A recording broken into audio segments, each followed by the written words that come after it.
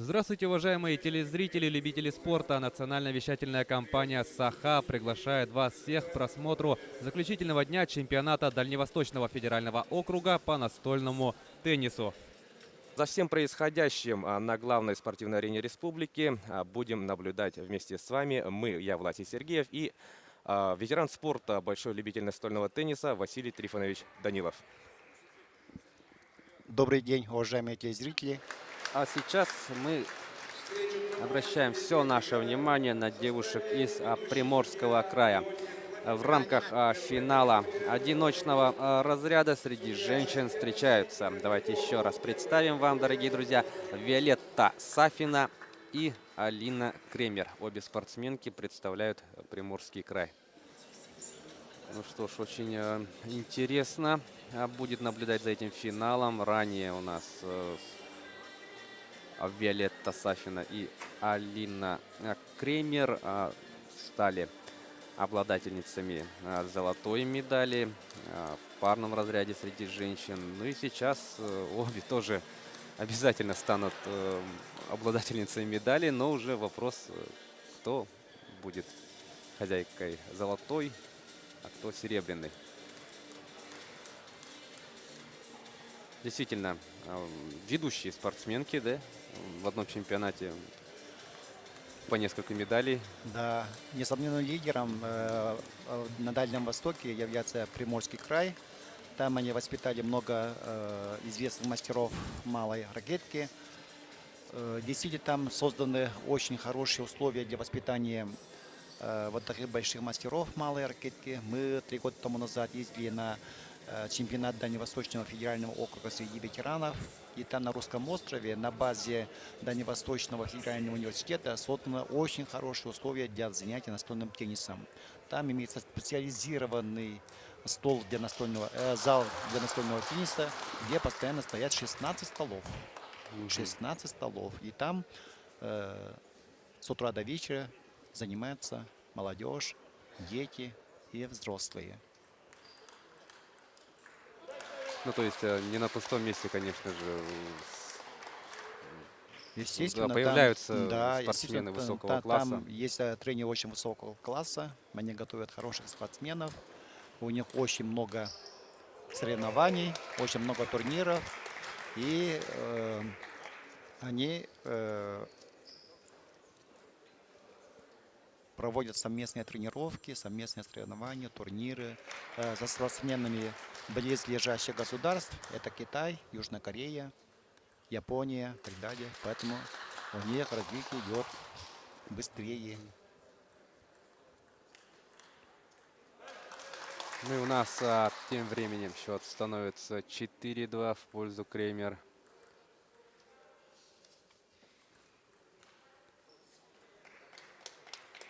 Попадает в сетку. Ну и хотелось бы, да, отметить то, что всего у нас на этом чемпионате выступает 114 спортсменов из 6 регионов. И, конечно же, все прекрасно знают, что Дальний Восток, чемпионат Дальнего Востока является отбором на главный российский старт. Да. Чемпионат России, который состоится в Пензе в феврале месяце.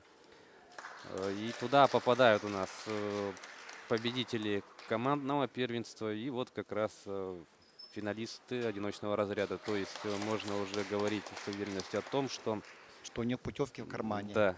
У этих девушек. Увидим мы финалисток. Этих девушек на чемпионате России. 7-4 ведет Кремер. Чемпионат состоится в марте месяце в городе Пенза. Ну, насчет месяца я не знаю, но просто вот в интернет-ресурсах было указано, что в феврале.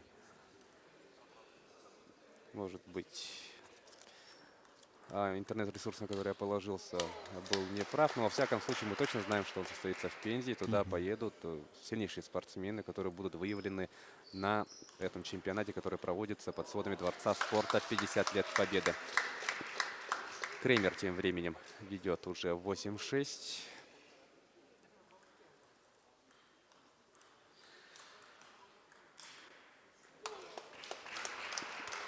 здорово Сафина в этом эпизоде отыграла. Здесь сидящие в этом зале, но с интересом наблюдают за игрой больших мастеров настольного тенниса. Здесь собрались и молодежь, и старый, и млад, как говорится, да. Все в основном те, которые занимаются настольным теннисом или занимался, скажем, в молодости, они все с интересом наблюдают за игрой вот, больших мастеров малой ракетки. Ну, по всему миру настольный теннис является одним из самых таких массовых, популярных видов спорта. Да. В нашей республике также очень любят настольный теннис. Это самый доступный и самый демократичный вид спорта. Да, и, конечно, как мы можем убедиться из этой трансляции, он очень телегеничный в том плане, то, что очень Игра интересно, красиво все динамичная, смотрится. динамичная, быстрая. Игра идет. Особенно, когда играют равные соперники. Игра выдается Ну, очень как в данном упорной, случае, да, да? напряженной. Нервы иногда находятся, как говорится, на пределе.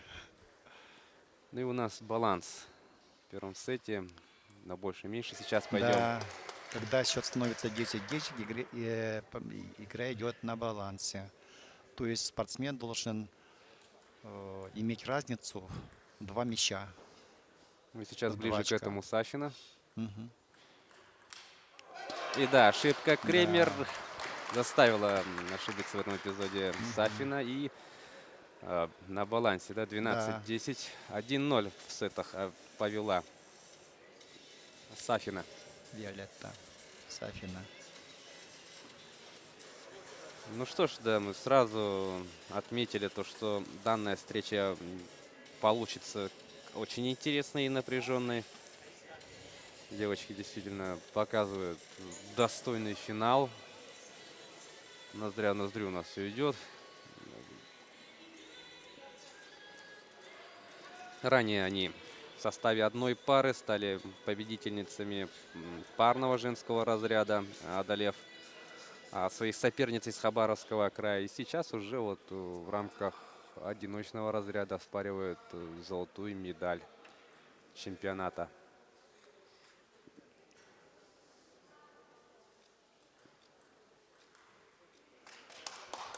И игра в одиночном разряде. Судьи работают сидя. Ведущий судья, судья первой категории Владимир Леонтьев. Ему помогает судья также первой категории Егор Ситников.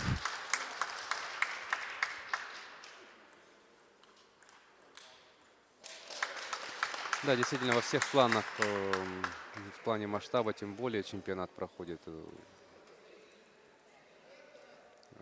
просто отлично. Судейская коллегия представлена очень большим количеством людей. Рады, что много сегодня любителей спорта собралось под сводами Дворца спорта 50 лет Победы. Ну и, конечно, что радует абсолютно всех, это уровень игры, который демонстрируют участники чемпионата. Вот. Что касается зрителей, скажу несколько слов. Да, вот наши спортсмены ездят в другие регионы, скажем, Хабаровск, Владивосток, Южно-Сахалинск, скажем, да. Там, как правило, бывает очень мало зрителей. Вот ребята наблюдают. Я не знаю насчет причин, почему так мало бывает там зрителей, да. Но у нас, когда вот проводятся вот такие соревнования такого ранга, всегда бывает много зрителей. Это говорит о том, что все-таки наш народ любит настольный теннис, любит заниматься этим видом спорта. Это вид спорта, олимпийский вид спорта, очень зрелищный, динамичный, быстрый, поэтому зрителям очень приятно наблюдать за игрой Ну, вот видим то, больших что мастеров. во втором сете борьба получается не такой упорная, да, как в первом.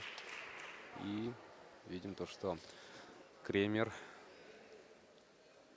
достаточно уверенно Да, она лидирует. настроена весьма решительно и делает счет 9-2. Это очень серьезная заявка на успех во второй партии.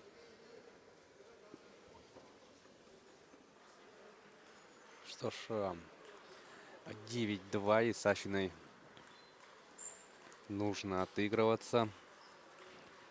Ну, ошибка. Ну что ж, 2-10. И Кремер очень близка к тому, чтобы записать в свой актив и второй сет. Но Сафина не сдается. Она будет бороться до конца.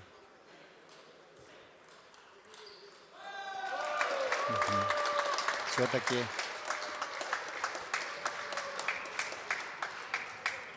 Кремер доводит вторую партию до логического конца и делает счет 1-1. Тем интереснее будет дальнейшее продолжение игры. Посмотрим, чья заявка будет весомее.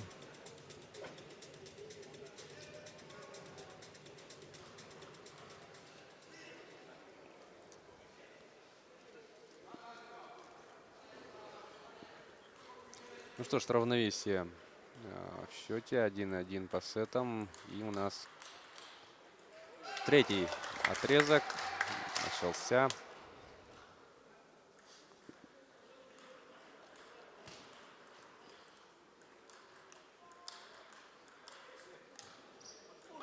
Очень красивый розыгрыш получился. Кремер пытался вытащить мяч, но был очень сложный мяч. Пролетел мимо края стола. Вновь Сафина вынуждает ошибаться Кремер.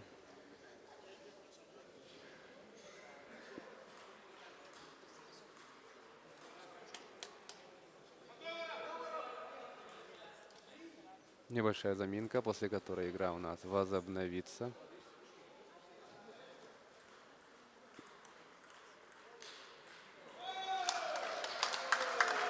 Три-один.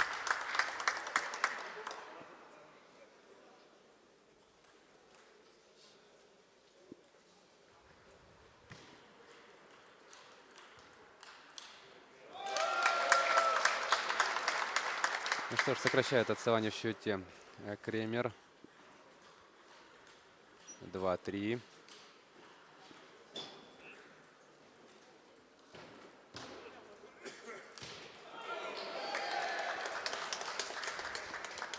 Проводит атакующий удар, но не попадает в ствол.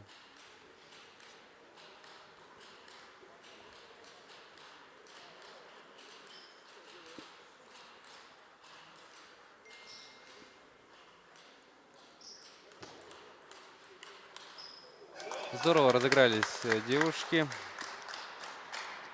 По всему столу играют Сафина и Кремер. Очень динамично, быстро, зрелищно. Но вот тут не получилось у Сафиной. 5-3.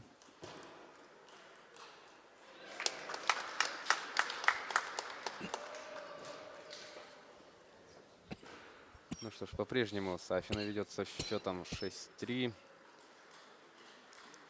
В финале женского одиночного разряда.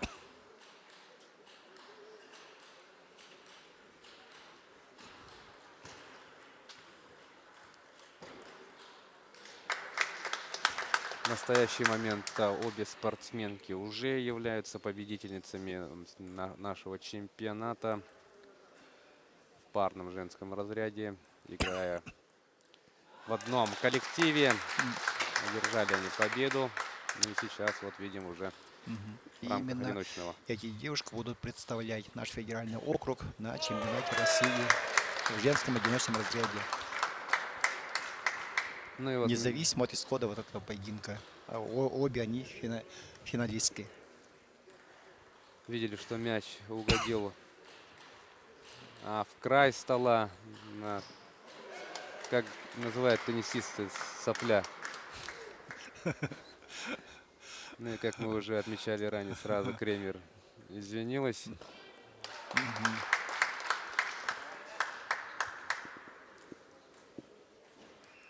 Ну что ж, не хочет, да, Кремеру далеко вперед упускать свою подругу. Никто не хочет уступить. Ну, от преимущества в счете ничего не осталось, считай. 8-7. Да.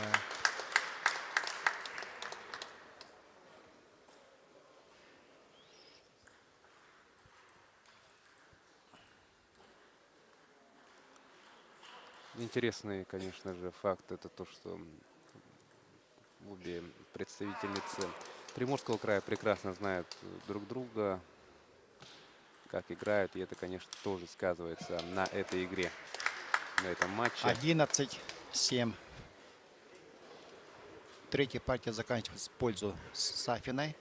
Она ведет со счетом 2-1.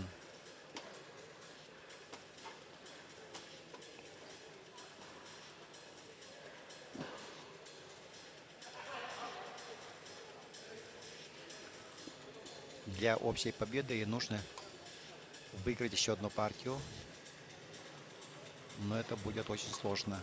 Да, и в том случае, если ей удастся одолеть свою сокомандницу Алину Кремер в этом матче, Виолетта Сафина уедет домой с 2 золотыми медалями, что, безусловно, является очень хорошим результатом. Но это покажет игра. Да. Давайте понаблюдаем все за игрой этих девушек. Вот, да, мы видим 12-10, 3-7 и 11-7. Таким образом, 2-1 в пользу Виолетты.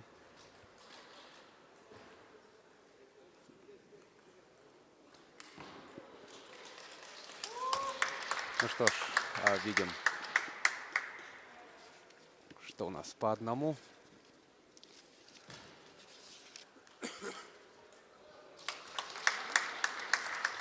Край стола не получилось играть в этом эпизоде Сафиной.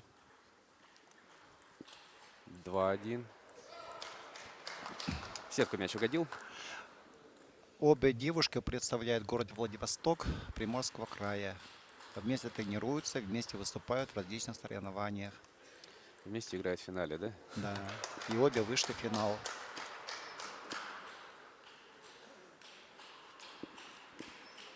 Ну, пусть сейчас и нет такого напряжения, как во время матча Василия Румянцева и Ниргуна Сабарайкина. Тем не менее, якутской публике очень нравится происходящее, ведь у нас все-таки лидирующие девушки играют.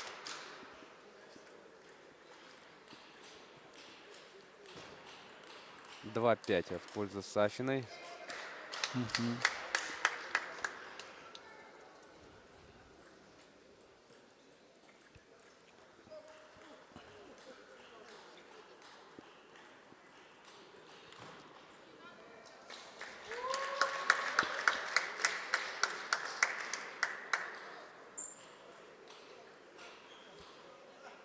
Тридцать 32 участницы боролись за право выйти в финал.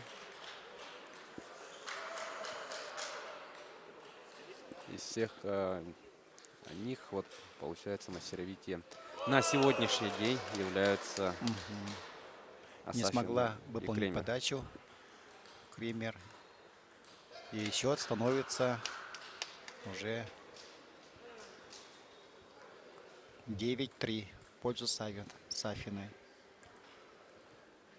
Очень близка она к золоту одиночного разряда. Посмотрим, что будет дальше. Кремер попадает в сетку. 10-3.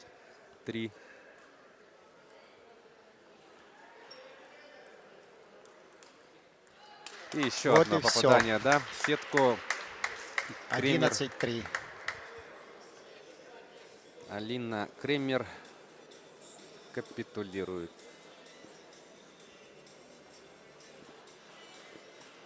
Три 1.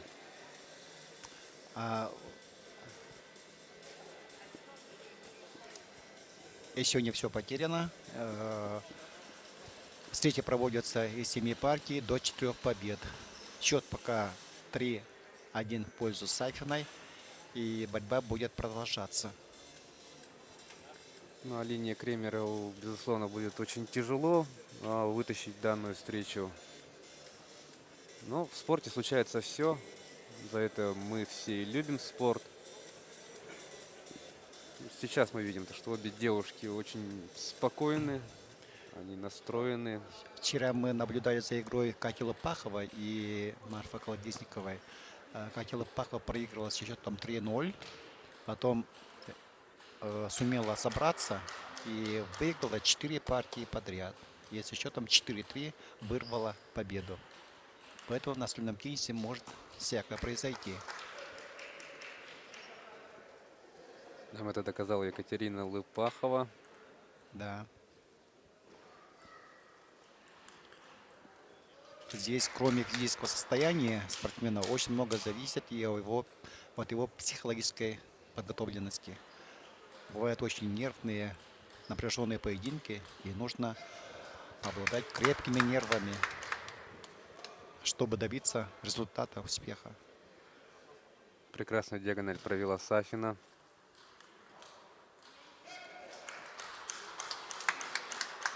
Еще одно. Опять вырывается Да. вперед Сафина.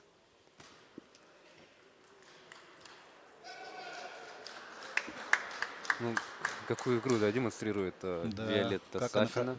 Как оно хорошо выполняет нападающий удар с правой стороны. Раз за разом заставляя И Кремер. заставляет врасплох защиту соперницы. Но сейчас очко набирает.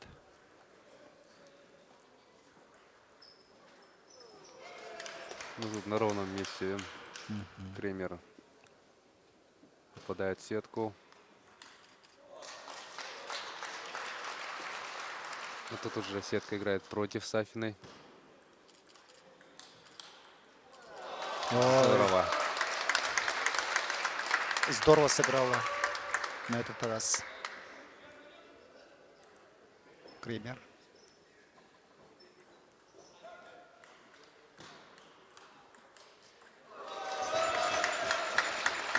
Как хорошо защищается в этот раз. Провела защиту Кремер.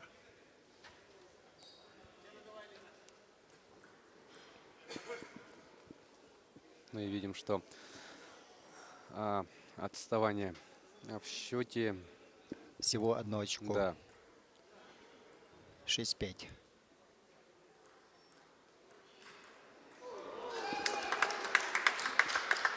Не уверен, на воле это атакует Да. Сафина. Это называется пассивный прием. Она высоко подняла мяч.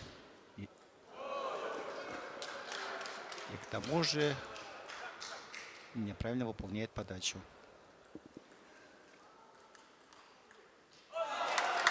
Здорово, да? Какая красивая диагональ, особенно Да. с этой точки, с которой мы видели. Очень красиво, конечно, получилось. Ну что ж, снова Кремер пытается догнать свою сокомандницу. И причем получается так очень хорошо. 8-7. Минимальное преимущество пока что у Сафиной. Ну, хорошо.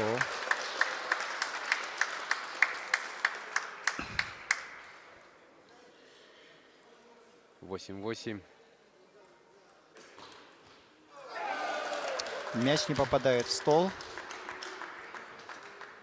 И вперед выходит Сафина. 9-8.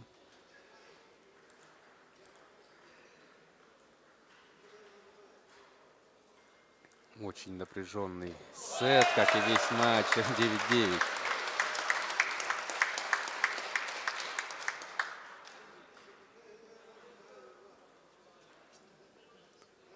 Я думаю, в этом сете победит та спортсменка, которая лучше готова психологически, которая сильнее в моральном плане.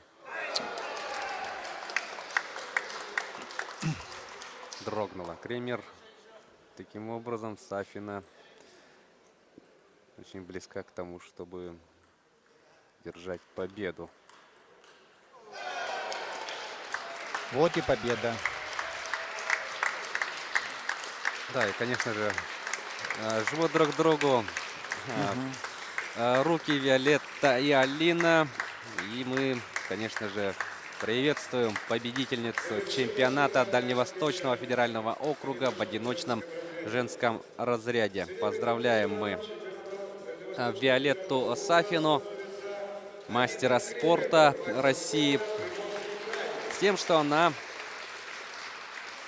становится королевой в женском разряде, обладательницей золотой медали. Вот мы видим 12-10, 3-11, 11-7, 11-3 и 11-9. Василий Румянцев родом из села Наяхы, Усть-Салданского улуса. И его отец Иван Васильевич Румянцев сам тоже неплохой теннисист. Он с малых лет обучил своего сына вот к этому прекрасному виду спорта. И большая заслуга в том, чтобы он стал мастером спорта России. Ну что ж, приветствуем участников финала долгожданного события нашего чемпионата. Приветствуем. Сначала представляем вашему вниманию Василий Румянцев. И против него тоже мастер спорта Сергей Ли, представляющий Приморский край. Ну и в полуфинале Василий Румянцев одержал победу со счетом 4-2 в напряженнейшей игре. Он одолел Егора Тимина из Уссурийска, таким образом получив право выступать вот в этом матче. Что касается Сергея Ли, он на стадии полуфинала одолел нашего представителя нашей республики Нургунаса Баракина со счетом 4-0. Ну что ж, все практически готово для начала. Встречу будут судить судейская бригада из Сахалинской области.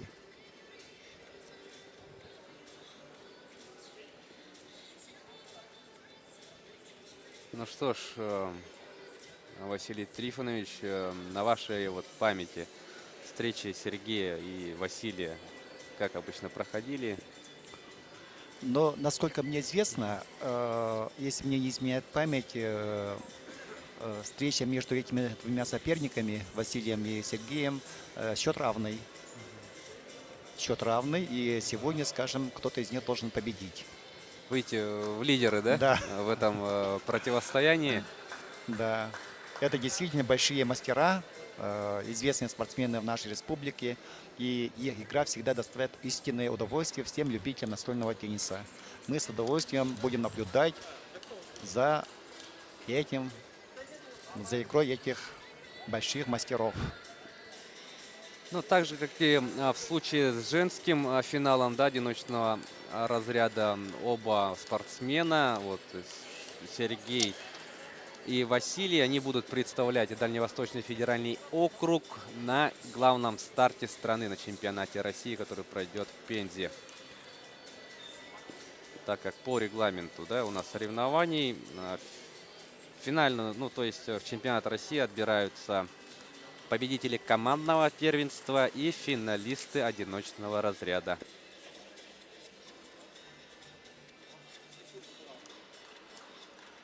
Ну что ж, заметно оживилась у нас публика во Дворце спорта 50 лет Победы. Это у нас заключительная игра. Напоминаем вам, что мы сегодня до этого увидели 4 финала в различных разрядах. Ну и вот наш чемпионат, чемпионат Дальневосточного федерального округа, который проходил с 25 января по сегодняшний день, заканчивается вот таким вот напряженнейшим, интригующим, очень интересным противостоянием между Василием Румянцевым и Сергеем Ли. Разыгрывается последняя золотая медаль программы чемпионата Дальневосточного федерального округа. И спортсмены приступают к игре. Василий Румянцев начинает.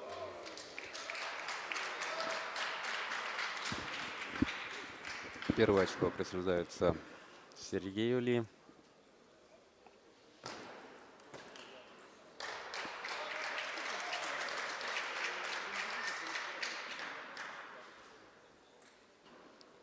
2-0.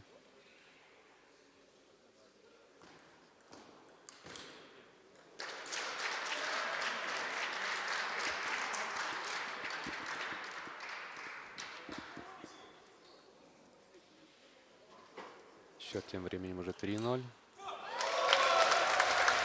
Первое очко берет Василий Румянцев.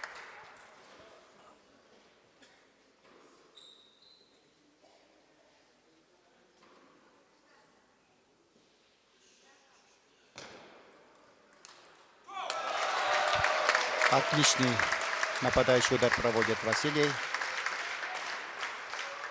И счет становится 2-3. Да, сокращает отставание до минимума.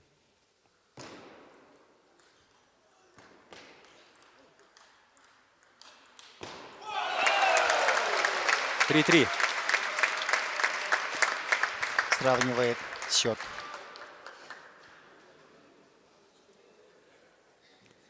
Ну что ж, начало первого сета, уже напряжение, да? Какое? Да, сразу.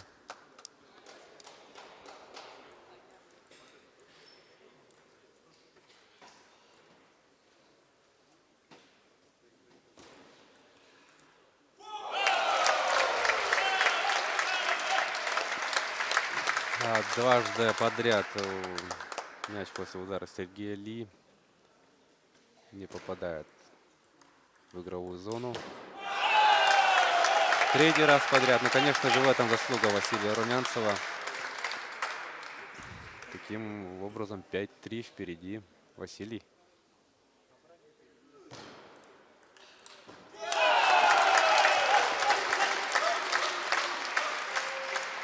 Обескураженным выглядит Сергей Ли. Все мы знаем, что Сергей, ровно так же, как и Василий, является мастером с большой буквы. И поэтому не то чтобы предсказать, а даже предположить, что будет происходить в этом матче, просто невозможно. Ну вот, подтверждение моим словам. Сергей Ли здорово атакует и сокращает отставание 5-6.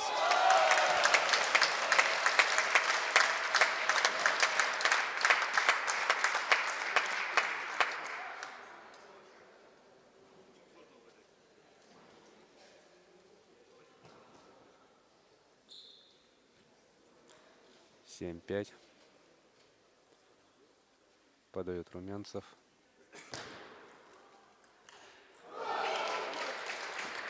Не попал.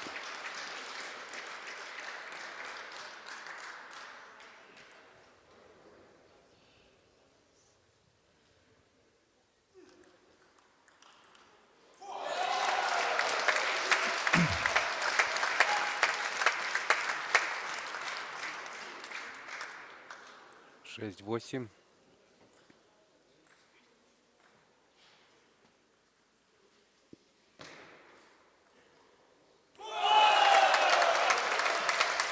Вот технический прием, который сейчас привел Василий, называется скидка. Сразу за сеткой, да? Поэтому Сергей не успел.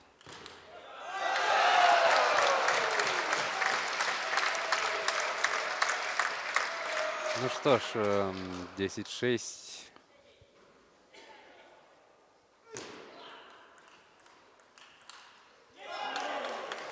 Да, Отличный ответный удар проводит Сергей. И делает счет 7-10.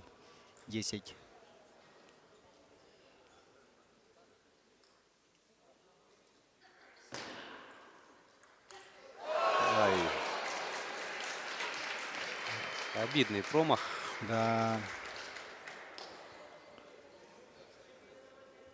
Можно было закончить партию, но не получилось, потому что мяч ушел в сетку.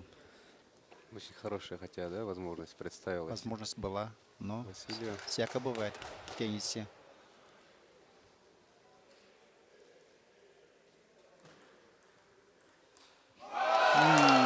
И такой вот Да, ошибка мяч Сергея попадает в край Ли. ракетки и лежит далеко в аут.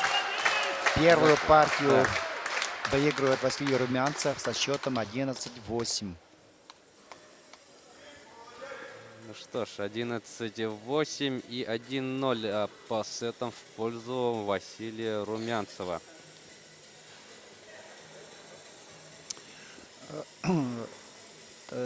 Тренеры во время тайм-аута дают необходимые советы. Например, Василию Румянцеву вот советы дает Сидоров Родион Радомирович, тренер по настольному теннису Дасуни.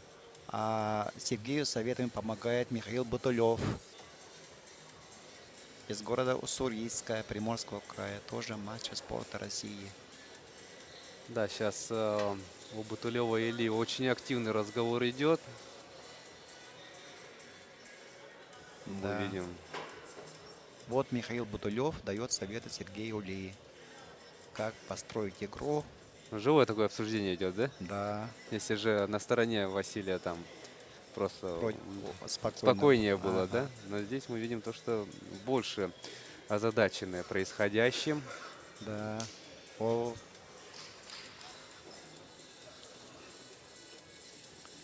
Сергей наверняка сейчас что-то изменит в своей игре и в своей тактике ведения игры. Но посмотрим, тем интереснее будет сюжет второй партии. Понаблюдаем за игрой.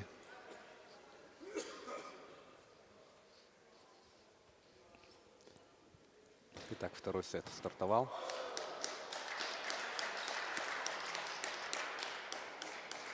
По диагонали хотел атаковать Василий Румянцев, но получилось не точно.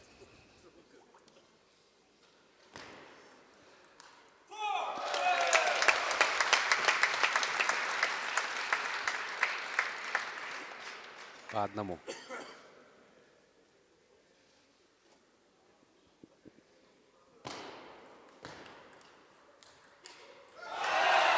Отличный нападающий удар Василия.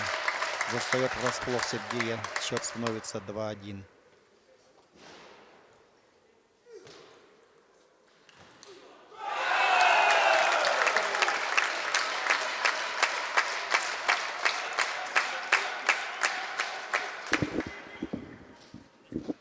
Один, три в пользу Румянцева.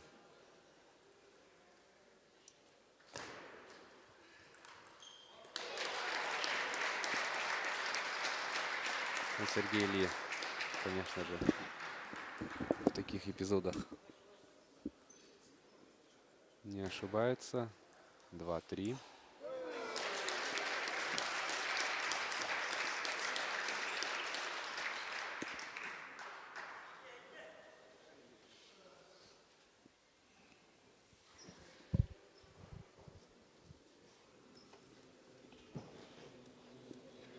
Да, вот 6 очков у нас в этом сете есть. Спортсмены имеют там, если не ошибаюсь, 15 секунд на то, чтобы протереть пот полотенцем. Игра возобновлена и сразу. Отличное нападение.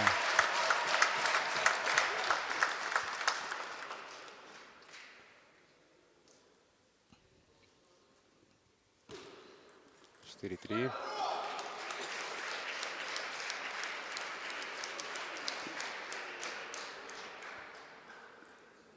По 4. У Сергея очень сильная подача с нижним вращением. Принять очень сложно бывает.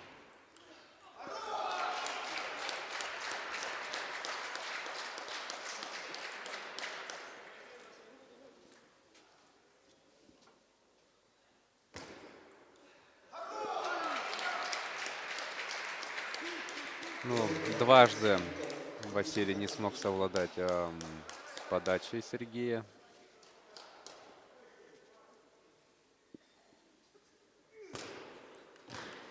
Четыре, 6. Впереди Ли. 7-4.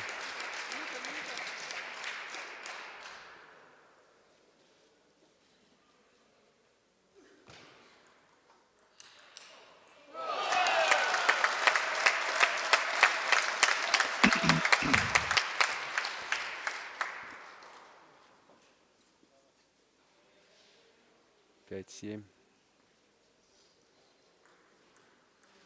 По-прежнему впереди Ли.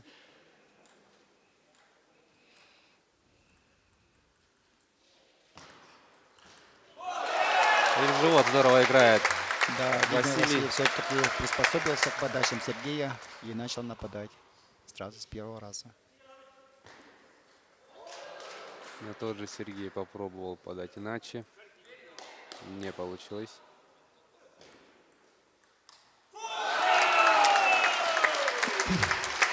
7-7. Ну, мы видим то, что все-таки отличие есть, да, между Василием и Сергеем вот, в плане эмоциональности.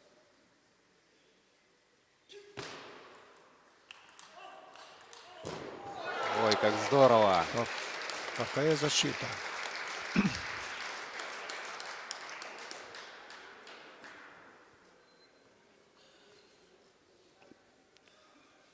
Семь 8.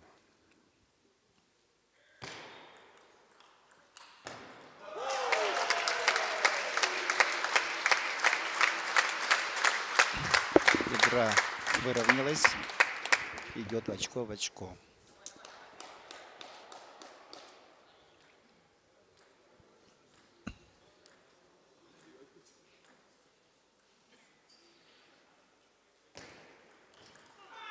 И снова, да, повторилась та же ситуация, которая была пару минут назад. Подача Сергея, и Василий моментально играет сразу в живот. Атакует. Да.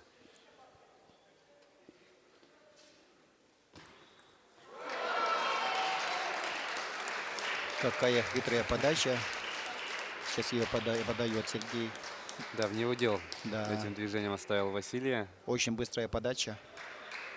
И не на той стороне, где ее ожидал Василий.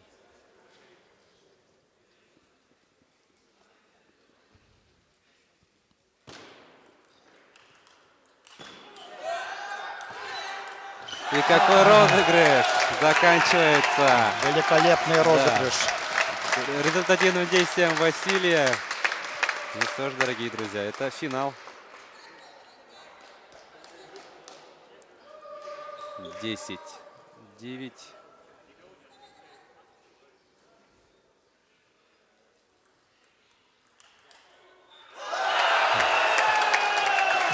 Мяч чуть было не перелез. Но все закончилось удачно для Василия. Ну что ж, 11-9. И по сетам 2-0 у нас ведет Румянцев. Ну вот, давайте посмотрим за яркими моментами у нас второго сета. Упорнейшая у нас борьба, конечно же, идет, дорогие друзья.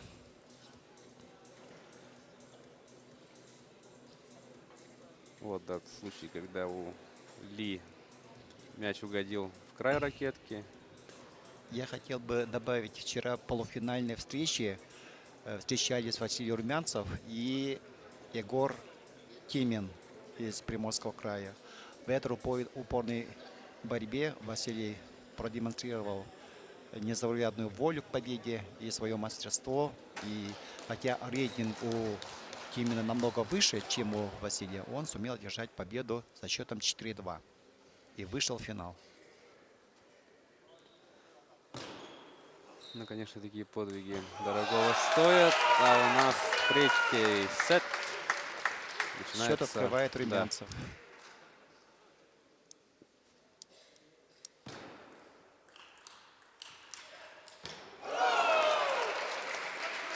Еще один очень такой красивый розыгрыш.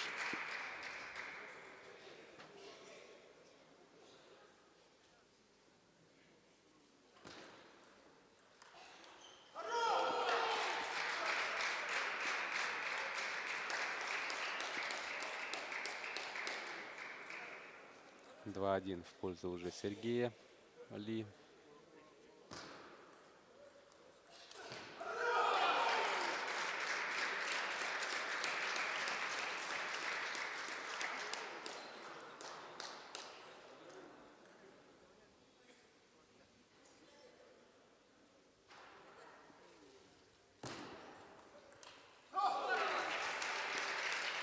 Ну и выпускает вперед своего оппонента Василий.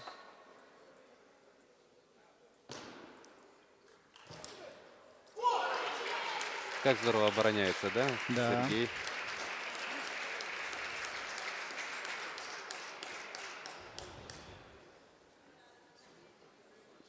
Что кажется... В этой партии Сергей настроен решительно весьма. Да, нашел свою игру. Да. Все время встречает нападающие удары соперника. Все, что задумывает, получается, да. Ровно в край стола сыграл Сергей. После чего Василий, вот мы видим, очень далеко отправил мяч. 6-1.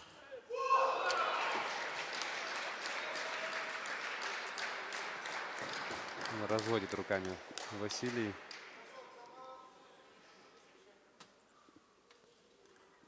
Семь один.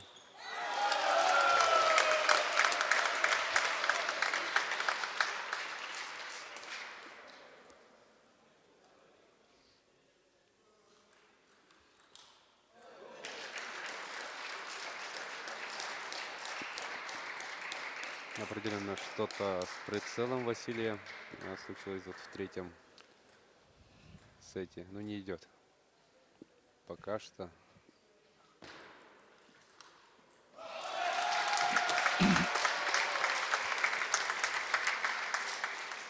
Восемь три.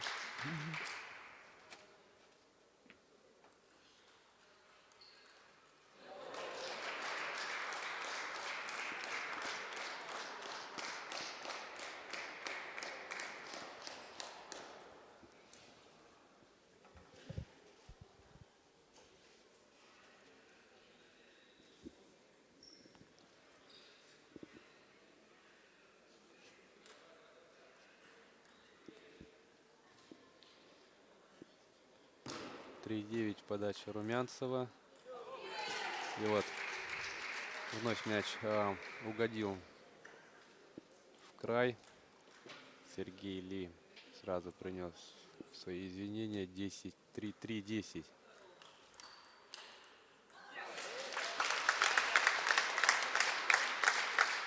Красота, да и только.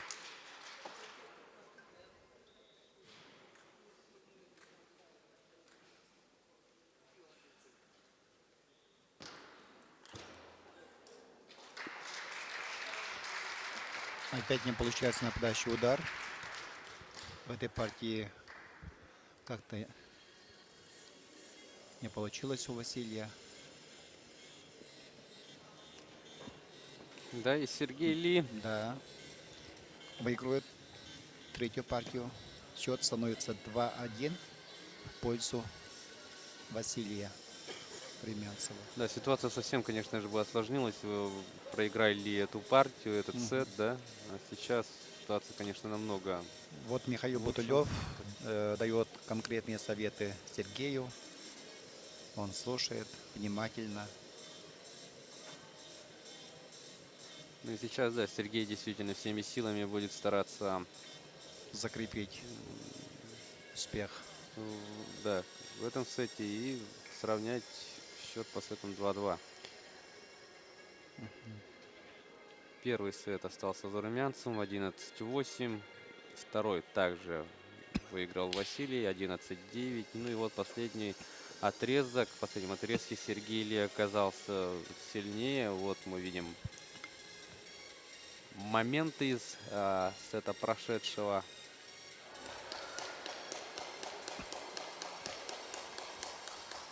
И что сейчас нам предложит Василий Румянцев, очень интересно.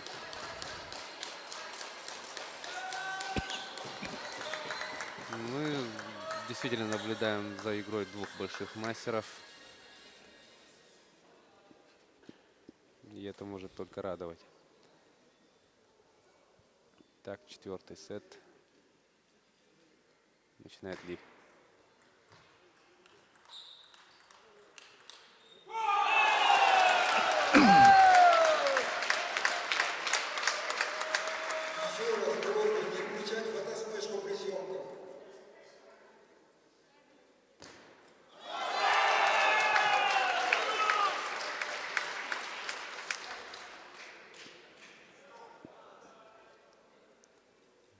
2-0.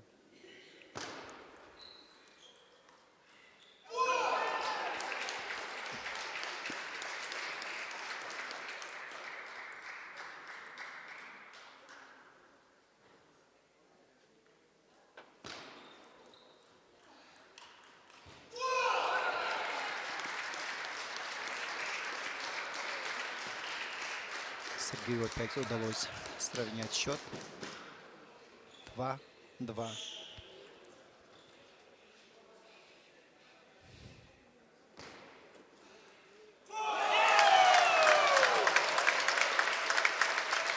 Отличный кистевой нападающий удар Василия приносит результат.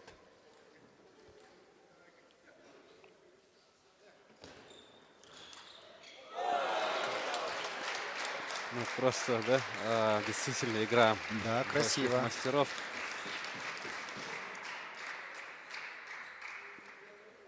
Ничего не скажешь. 3-3. Напряженнейший четвертый сет.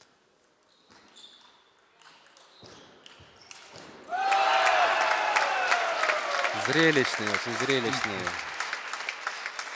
розыгрыш получился. Но с атакующим ударом, конечно, немного не повезло Сергею.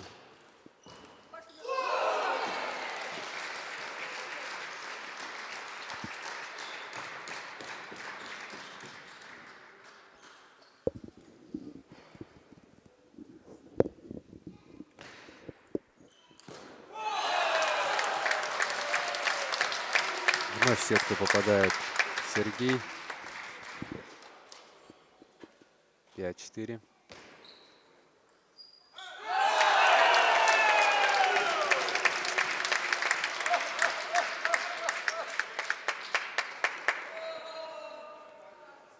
Отрыв в счете вырос до 2 очков.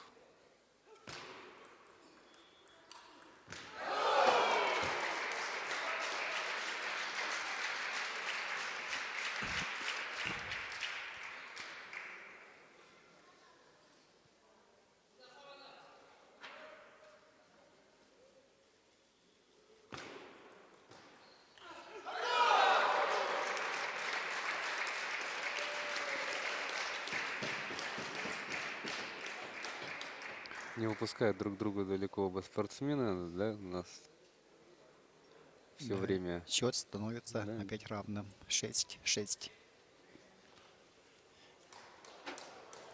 Идет четвертая партия.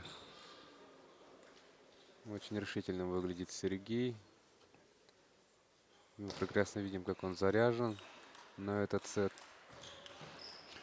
И как здорово, да? Вот это красота. Геометрия настольного Это тенниса, да? действительно самый красивый розыгрыш.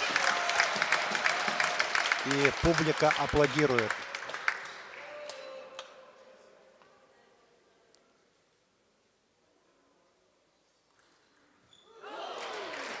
Вновь Сергей Ли. То есть хитрой подачей заставил врасплох Василия. 7-7.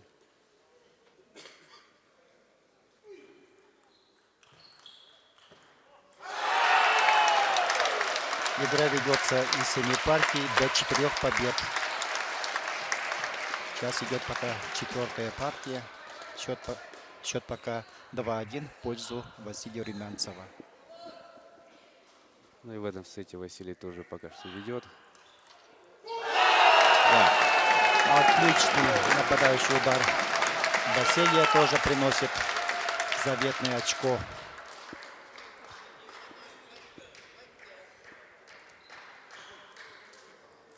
Семь 9.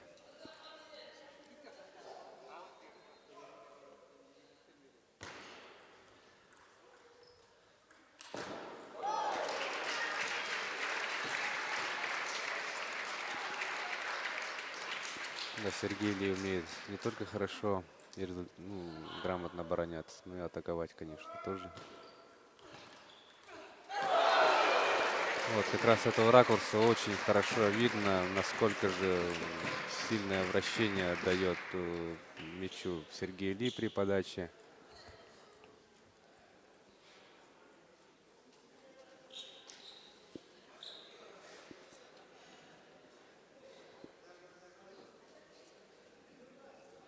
Ну что ж, Да, игра, конечно, не оставляет никого равнодушным.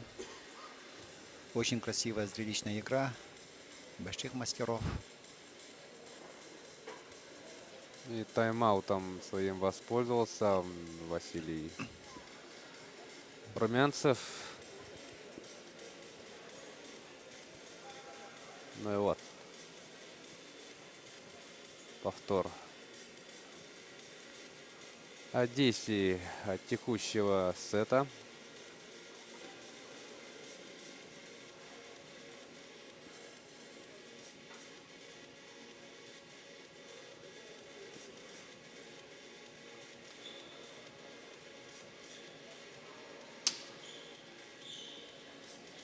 Вот как Сергей заряжен на победу. Видно, как спортсмены оба даже нацелены только на победу. И никто ступать не будет. Вперед выходит Сергей Ли. 10-9.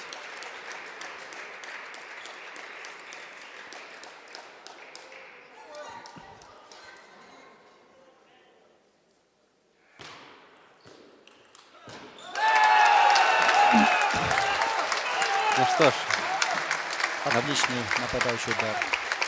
идем на больше-меньше. Сейчас Сейчас игра пойдет на да. балансе. Победу в данном сете одержит спортсмен, который обеспечит преимущество в 2 очка. И первый в эту сторону шаг делает Сергей. Да, это очень хороший блок он подставил нападающему удару.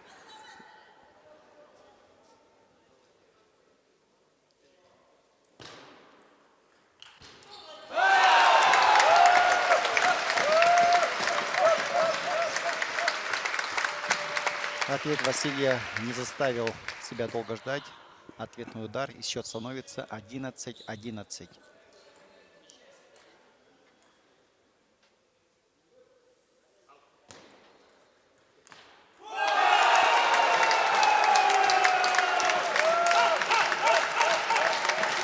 Да, не попал по столу Сергей. И 12-11 вперед выходит Василий Румянцев. И да, Отличный берет удар. все-таки сет Василий Румянцев. Какой удар!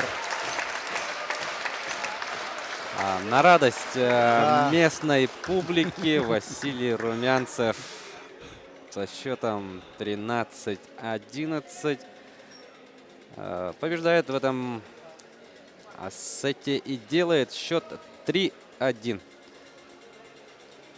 3-1. Хорошая заявка на золото чемпионата. Почему на радость зрителям мы говорим? Потому что, несмотря на то, что Сергей Ли, конечно же, много играл в Якутии, на данном чемпионате он представляет Приморский край. Ну что ж, 3-1. Василий Румянцев в тяжелейшем сете, да, смог собраться. Да. Он сначала проигрывал в счете. Да. Сумел собраться, концентрироваться и довести партию до конца. Это очень большие усилия нужно приложить. Молодец. Так бы нужно до конца. Очень эмоционален, конечно, Сергей Ли.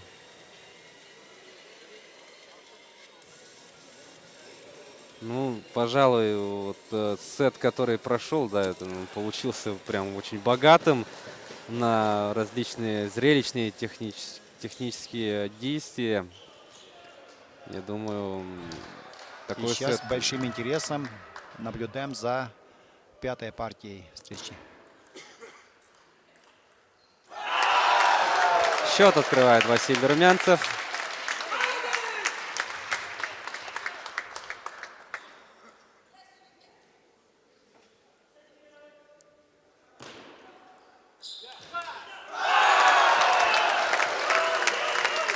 Вперед сразу вырывается Василий. Делает счет 2-0, но вся борьба впереди.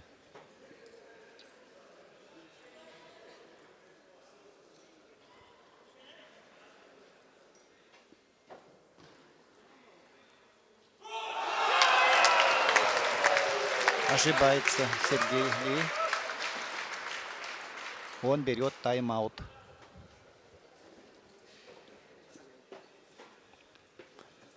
Да, тайм-аут Сергея Ли. Вперед на 3 очка упустил в самом начале данного сета Сергей. Ну и сейчас действительно надо подумать, как же исправлять сложившийся сюжет. В свою пользу. Да. Но это будет очень и очень сложно в такой ситуации, потому что играют равные по уровню игры мастера.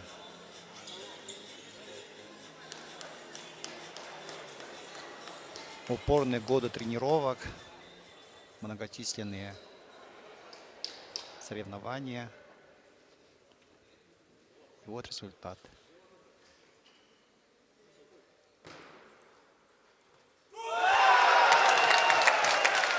$4-0.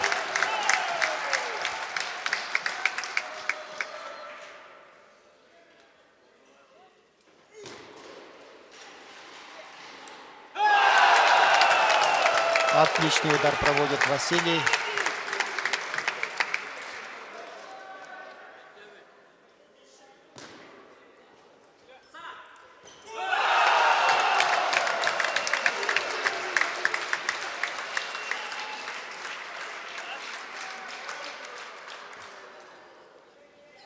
Ну что ж, Да. идет игра у Василия. Видимо, Сергей не ожидал такого поворота событий, но тем не менее мы знаем, что он будет бороться до конца, хотя счет 0-6. Это, конечно, в трудную ситуацию он попал, но будет играть до конца.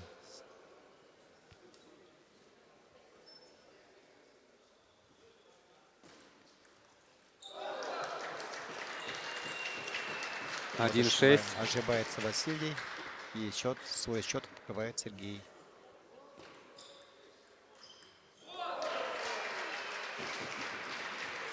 Здорово по диагонали сыграл Сергей. Да, отличный крученый удар справа проводит Сергей.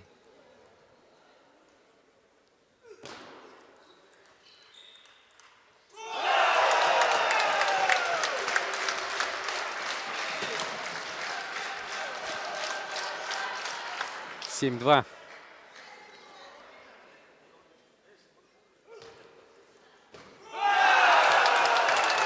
Опять ошибается Сергей.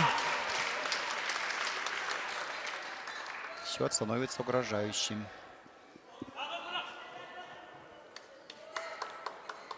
$8-2. Василий потихоньку все ближе и ближе к золоту чемпионата. Сделан еще один шаг. 9-2. И сейчас подавать будет Сергей.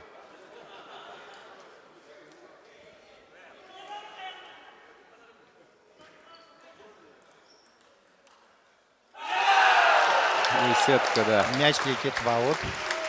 После сетки, Да. не касаясь стола.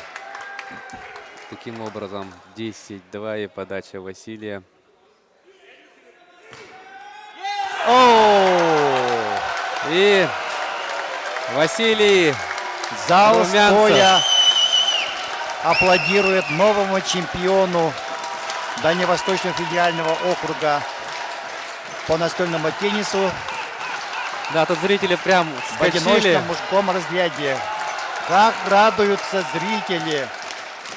А мы радуемся вместе с ними. И тоже поздравляем Василия Румянцева с золотой медалью чемпионата Дальневосточного федерального округа в мужском одиночном разряде. Ну что ж, это действительно Сергей с Василием подарили нам такой матч, который удовлетворит запросы любого гурмана, да, настольного тенниса.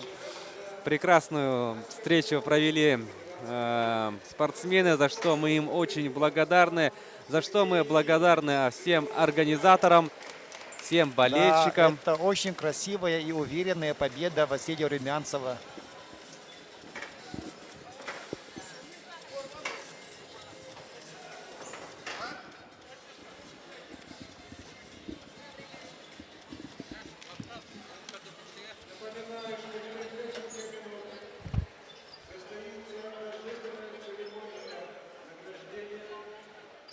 Через несколько минут начнется церемония награждения победителей и призеров чемпионата Дальневосточного федерального округа по настольному теннису.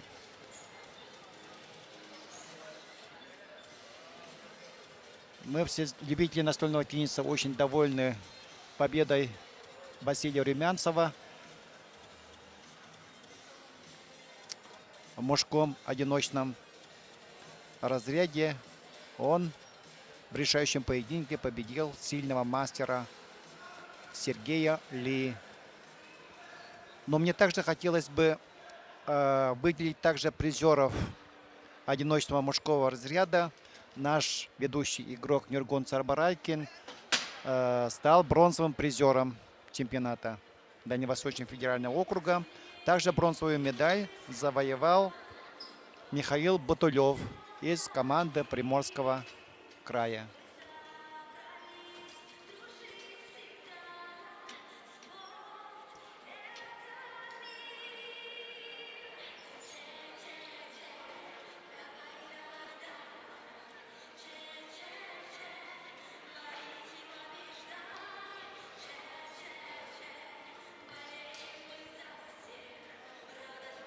В данном чемпионате в личном мужском разряде и в женском также приняло участие много наших молодых перспективных спортсменов.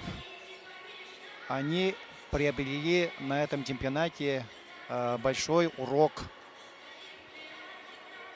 играя с ведущими мастерами Дальнего Востока. Для них это, несомненно, очень большая школа, очень хороший урок. Ну что ж, приветствуем бронзовых призеров. Это Светлана Гулакова и Алена Дударь. Вот они, девушки-красавицы, на ваших телеэкранах. Мы видим, что немало людей, да, увидит с этого чемпионата, вот, имея в своем активе несколько медалей, да. Поздравляем Светлану Гулакову и Алену Дударь. Ну что ж, и зовем мы на пьедестал Алину Кремер, представительницу Приморского края. Как и полагается, Алина сначала поблагодарила бронзовых призеров за честную борьбу, за то, что составили ей конкуренцию. Ну а Алина Кремер, мастер спорта России по настольному теннису, становится хозяйкой серебряной медали. И, наконец, на высшей ступени пьедестала поднимается чемпионка Дальневосточного федерального округа среди женщин Виолетта Сафина. Также мастер спорта, достойная представительница Приморского края. Награждение проводит почетный президент Федерации настольного тенниса Республики Саха-Якутия, в прошлом известная теннисистка сама Альбина Иннокентьевна Паисеева. Ну что ж, остается нам поприветствовать теперь, поздравить мужчин, одиночный, а также разряд. Начинается награждение в одиночном разряде. Мужчины. Награждение производит заместитель министра спорта Республики Саха-Якутия Александр Николаевич Бугаев.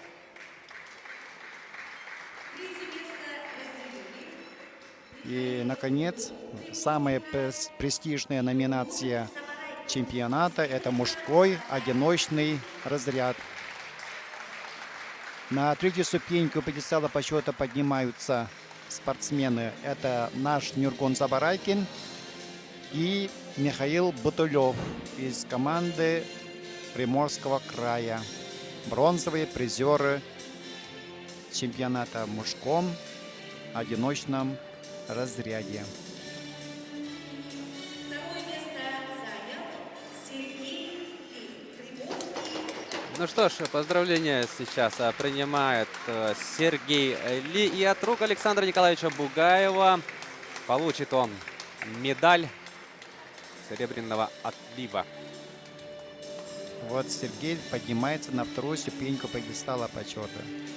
Да, и как в нашем интервью, да, отметил Сергей, он признался, что не хватило ему скорости в игре с Василием Румянцевым, ну и собственно, которого сейчас мы и будем приветствовать. Поздравляем И Василия Румянцева. Наш чемпион, наш лидер Василий Румянцев. Триумфатор мужских состязаний в одиночном разряде.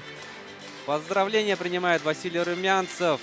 Все мы аплодируем ему и другим победителям и призерам чемпионата. Он действительно своей честной борьбой заслужил это право чемпиона Дальневосточного федерального округа. Молодец, Василий. Мы присоединяемся ко всем поздравлениям. Зал рукоплещет новому чемпиону Дальнего Востока. Ну и Вот они, да. лучшие ракетки Дальнего Востока. В самом начале нашего репортажа мы сразу отметили, что в последнюю очередь мы покажем мужской финал, и это будет десертом, да? Ну и сейчас, да, по итогам командного первенства будут награждены у нас команды.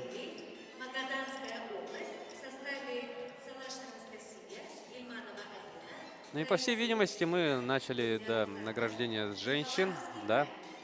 Итак, командные соревнования. Женщины на третью ступень пьедестала почета чемпионата Дальневосточного федерального округа приглашаются команда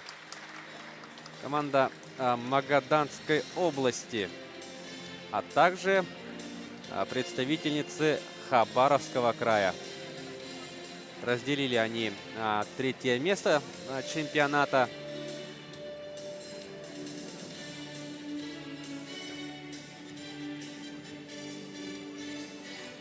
В этом командном первенстве наша сборная команда Якутии, которая сейчас следом за этими девушками выйдет на пьедестал почета, остановилась в шаге от золотых медалей, проиграв в финале Приморскому краю. Но, как мы отмечали еще в начале нашей трансляции, сборная команда Республики Саха-Якутия на стадии полуфинала одержала победу над представительницами вот как раз-таки Хабаровского края, которые сейчас стоят на пьедестале, и они являются, то есть до сегодняшнего дня являлись действующими чемпионками Дальнего Востока. Победив именно их, наши девушки вышли в финал, где потерпели поражение от Приморского края.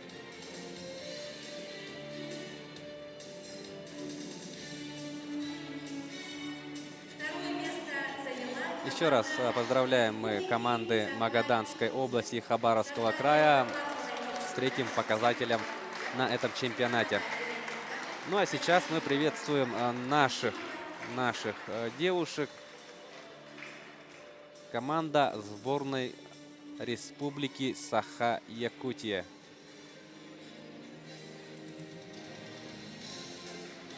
Молодцы, девчонки.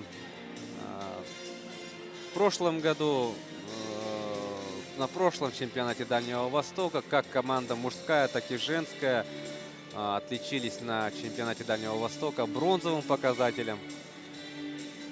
Ну а сейчас вот видим на одну ступень выше, да, забрались. Да, показания улучшились. Надеемся, что в следующем году эта тенденция продолжится, и мы будем уже говорить о золотых, О более высоких местах. да, о золотых медалях. Ну а сегодня мы радуемся серебряным наградам.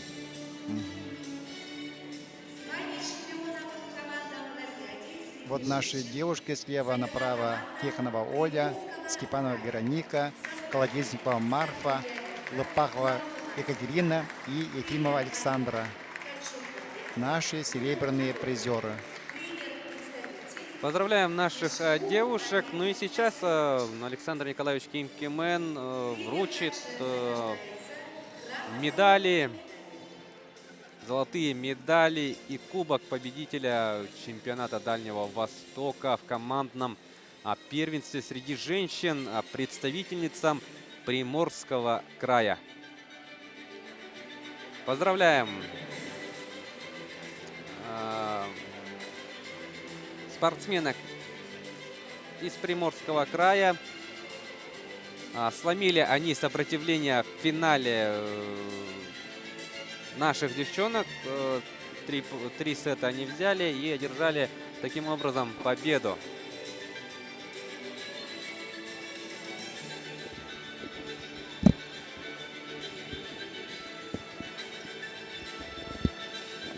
Вот стоят 5 девушек команды победительницы, да, с ними тренер поднялся на ступеньку пьедестала. Сейчас они получают награды от рук Александра Николаевича Кимкимена.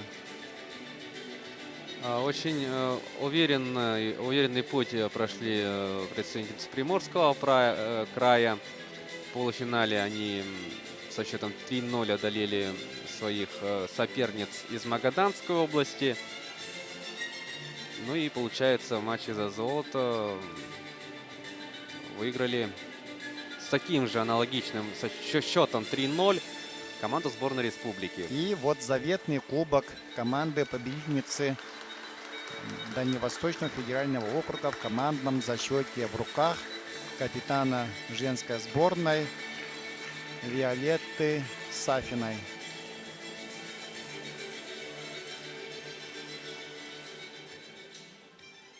Ну что ж, еще раз давайте напомним расклад дел в командном первенстве среди женщин. Третьи места разделили команды Хабаровского края и Магаданской области. На втором месте соревнования завершила наша команда сборной Республики Саха-Якутия. И триумфатором первенства стали представительницы Приморского края.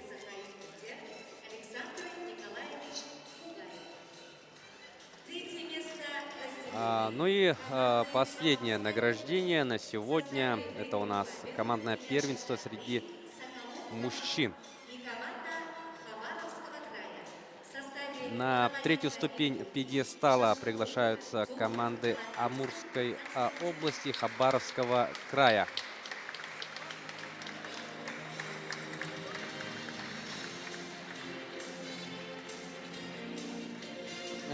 Мы уже отмечали, что места, да, что в женском, что в мужском первенстве, вот, призовые места распределились практически одинаково. Такая же ситуация тут с финалом. Вновь якутские теннисисты противостояли спортсменам из Приморского края. Ну и вновь победу и в этом случае праздновали представители Приморья. Ну что ж, третье место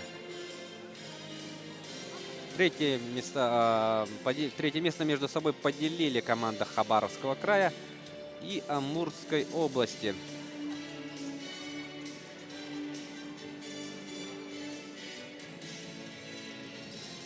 Ну и даже сейчас как-то грустно, немножко грустно завершать данный чемпионат. Хотелось бы, чтобы уже в скором времени Якутск вновь принял этот масштабный спортивный праздник настольного тенниса. Ну что ж, Приветствуем игроков сборной команды Республики Саха-Якутия, которая которые поднимаются на вторую ступеньку пьедестала почета.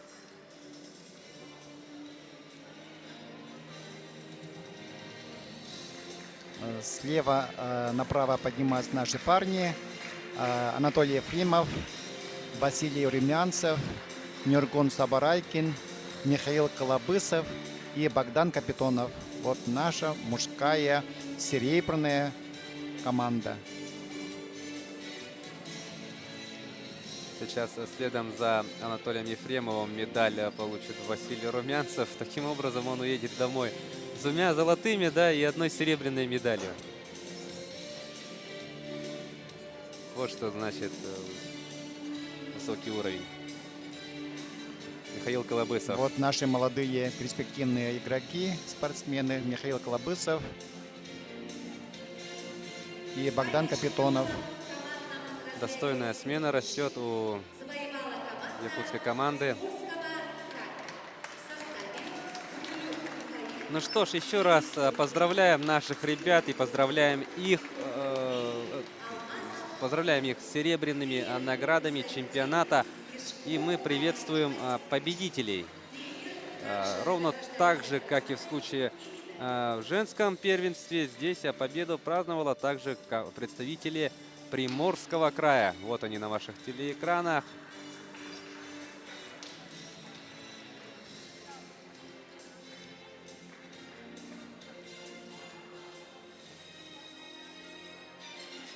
В командном первенстве равных спортсменам из Приморского края не оказалось.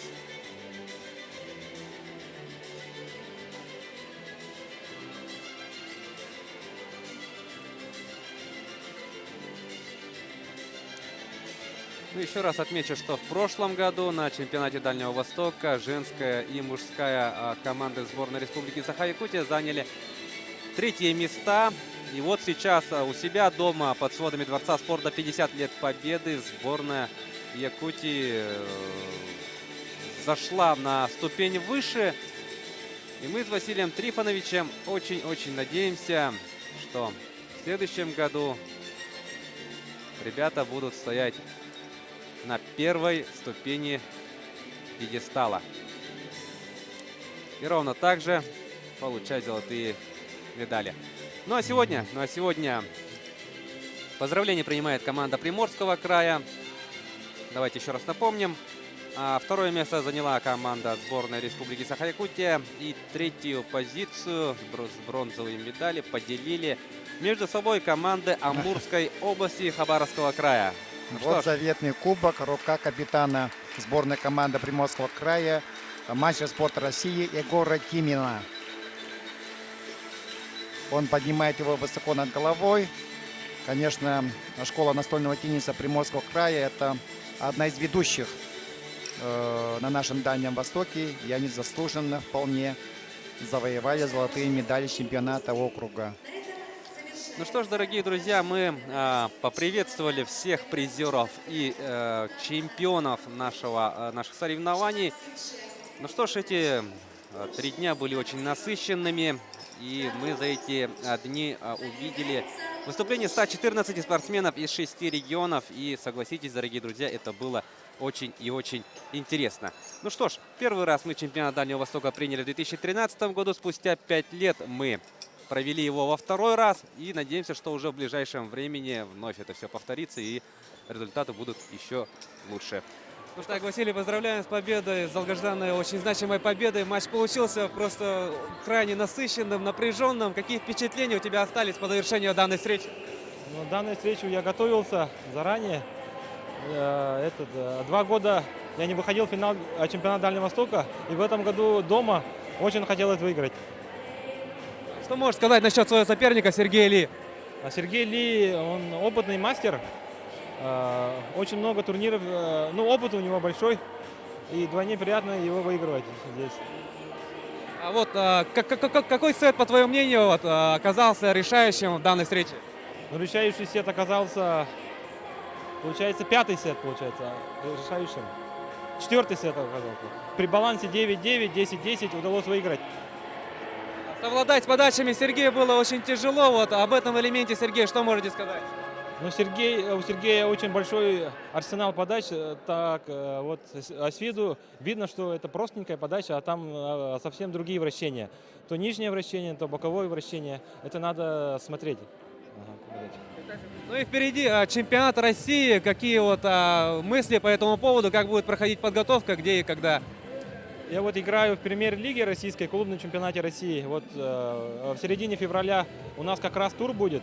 Там играют сильнейшие игроки мира. Вот там я играю за клуб Архангельска. И там, наверное, буду подготовка к чемпионату России, турнир будет. Итак, Сергей, вы с Василием подарили просто замечательный финал, который, я уверен, останется на долгие годы в памяти всех любителей настольного тенниса. Как вы думаете, чего вам сегодня не хватило? За счет каких качеств вот Василий одержал победу? Я думаю, что Василий вообще к этому чемпионату очень хорошо подготовился. Не хватило, конечно, в первую очередь скорости. По скорости Василий как бы меня переигрывал. Мне только оставалось маневрировать игру. Но вот чуть-чуть не повезло, конечно, в четвертой партии. А Василий обрел, наоборот, уверенность. Ну, напряженнейшая борьба, конечно же, была. Вот насколько хорошо вы знаете Василия и вообще вот с каким настроем подходили к данной встрече? Ну, Василия я вообще очень хорошо знаю, много очень с ним играл. Вот я вообще играл в Якутии 4 республики, 2 выиграл, 2 проиграл. И всегда у нас с ним напряженная борьба была. Это очень сильный соперник. Вот по окончанию матча с Василием вот говорили, вот какими фразами вот обменялись?